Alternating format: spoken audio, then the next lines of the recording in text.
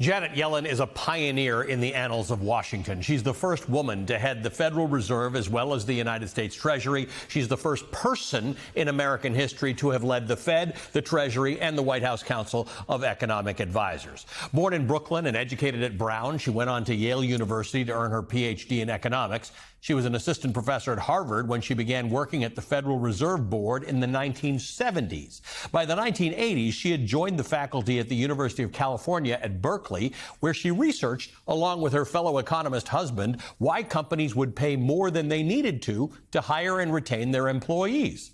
The research found that businesses were rewarded with higher productivity when they offered better pay and working conditions.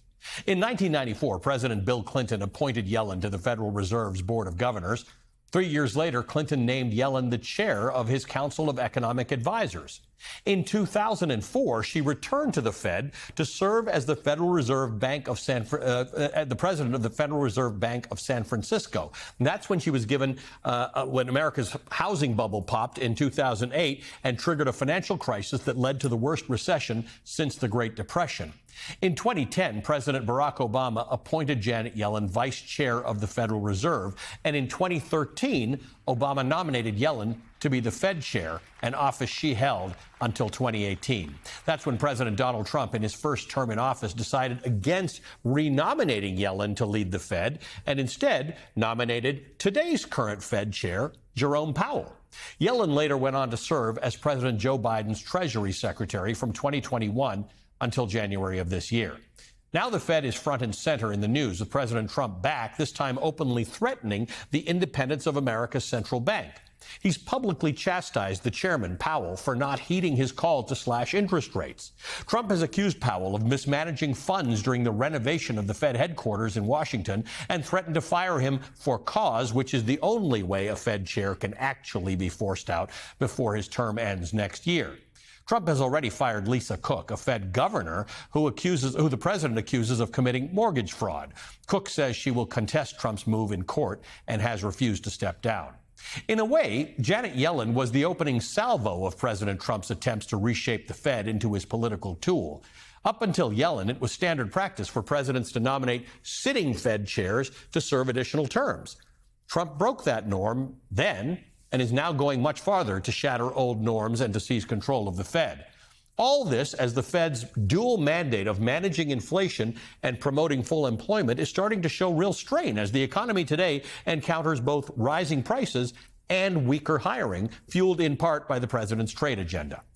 Joining me now is Janet Yellen, economist, former United States Secretary of the Treasury, former chair of the Federal Reserve from 2014 to 2018. She is now a distinguished fellow in residence at the Brookings Institution, and a really hard person to interview because I don't know what title to use with you because you have all the titles. So welcome, Janet Yellen, to our show. Thanks so much, Ollie. Thanks for the invitation.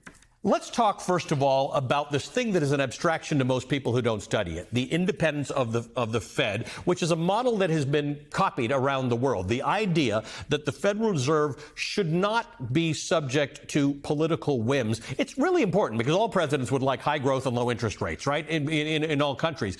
If you mess with that, there are potentially very, very serious consequences. Yes, we've seen that in many countries because politicians tend to use monetary policy for political purposes, either to win elections or, in many cases, to try to reduce the cost of financing large deficits or outstanding debts. And what President Trump has said, the reason that he wants to influence the Fed is the United States has a $37 trillion outstanding debt. The interest cost on that is around $1 trillion. And if we could get interest rates down, that would fall. That service cost would fall meaningfully. And this is a thought that many heads of state have had and thought, let's pressure our central bank to do exactly that, lower interest rates. It juices the economy, gets down interest expense. And this is the basic recipe for high inflation or hyperinflation. We've seen this very recently in countries like Turkey, which just a year or so ago had around an 80% inflation rate, and a year or so ago also in Argentina with similarly high inflation. And of course, we can go back to Germany in the 1920s or Hungary after World War II. In every case, it's a central bank that isn't independent, a head of state that wants low interest rates or wants to be able to have its central bank buy up the debt and print money. And this is the recipe for runaway inflation. So Americans need to worry about that, and especially because the dollar is the bedrock currency and U.S. Treasuries, the fundamental safe asset in the entire global financial system. All of that rests on good management of monetary policy. And as you said, independent central banks, this doesn't mean the central bank sets its own goal or goals. In the United States, Congress has mandated legally the goals of price stability and maximum employment. In many countries around the world, it's similar. Always price stability or low inflation is a mandated goal. And what independence means is that the technocrats who at the central bank use economic reasoning, data, to try to figure out what are the best settings of monetary policy to achieve these goals, free of political interference. And that is what President Trump is putting at risk. And there will be a cost to every American that could be profound if this is allowed to happen. So part of you've obviously had a great deal of experience with recessions. We have several of them. You also started your career at the Fed in the midst of inflation, but we don't have as much of a memory of inflation in the United States. But in terms of the toolbox available to the central bank, to the Federal Reserve, inflation, long-term out-of-control inflation is a much bigger problem. We actually have pretty good tools to fix recessions. You get some creative destruction, but you can lower interest rates, you can flood the zone, and you can get the economy back on track. You get stuck in long-term inflation, you can ruin your country. Well, it can be very difficult to bring inflation down when it becomes ingrained because, we've seen this in the 1970s and early 80s in the United States, when you have chronic high inflation, households, workers, businesses come to expect it, and they base their pricing decisions on the notion it will continue. And it becomes kind of a self-fulfilling prophecy.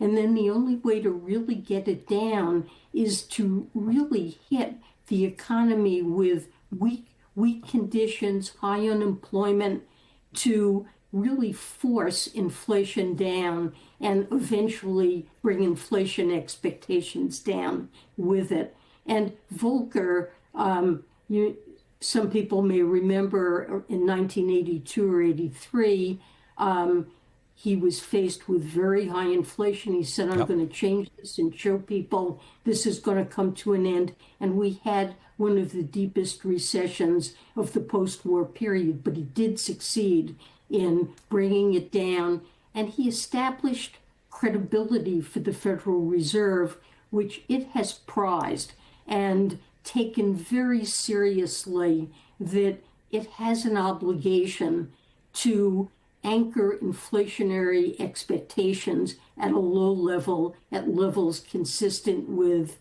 price stability, or the Fed's interpretation is 2%, according to the price index that they measure inflation by.